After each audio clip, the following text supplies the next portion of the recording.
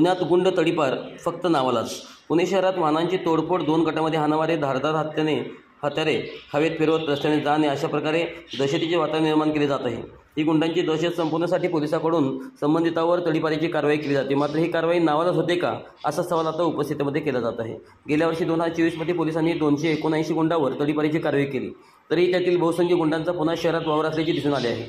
तडीपारी आदेशाचा भंग करून शहरात आलेल्या 267 जणांवर पोलिसांनी गुन्हे दाखल केले आहेत। मात्र गुन्हेगारांच्या प्रवृत्तीला अद्यापही आळा बसलेला नाही। शहरात तडीपार गुंडाकडून जबरी चोरी, घरफोडी, खून होण्याचा प्रयत्न असे गुन्हे गेल्याचे शहरात घडलेल्या काही घटनात आढळून आले आहे। तडीपारीची कारवाई झालेले गुंड पुन्हा शहरात येऊन दहशत माजवत आहेत। त्यामुळे तडीपारीच्या कारवाईनंतर आता प्रश्नचिन्ह उपस्थित केले जात आहे।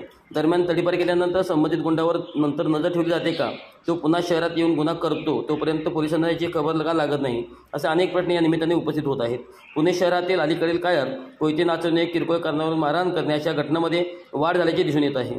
सराईत गुंडावरील कारवाईनंतर या घटना घडत असल्याचा धक्कादायक वास्तव समोर आला आहे।